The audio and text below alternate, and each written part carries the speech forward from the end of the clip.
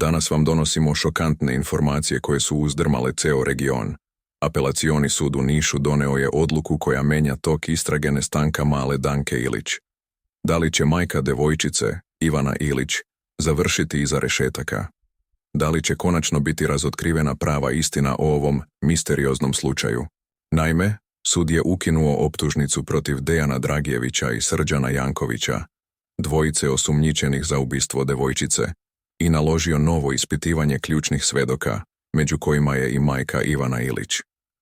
Ova odluka izazvala je talas spekulacija. Da li to znači da je istraga krenula u potpuno drugom pravcu? Da li su svi dosadašnji navodi pali u vodu?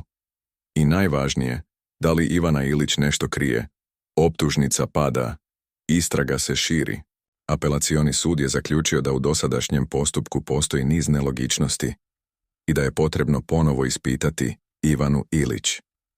Ova odluka podgrejala je sumnje da možda postoje neotkriveni detalji o Dankinom nestanku, koje majka nije do sada iznela. Podsjetimo, Ivana Ilić je od samog početka bila ključni svedok u ovom slučaju, ali sada se postavlja pitanje, da li je moguće da je njena priča imala pukotine? Da li postoje detalji koje je prečutala? Da li će njeno novo svedočenje dovesti do preokreta? Da li Ivana Ilić krije istinu? Mnogo je spekulacija, ali jedno je sigurno. Sud nije zadovoljan dosadašnjim tokom istrage.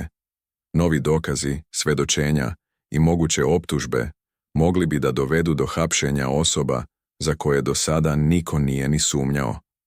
Da li se sprema hapšenje Ivane Ilić? Hoće li nova saslušanja otkriti šokantne tajne? Da li će se istraga konačno pomeriti sa mrtve tačke? Ostanite uz naš kanal, pišite u komentarima šta mislite. Da li je Ivana Ilić nevin svedok ili neko ko zna više nego što govori?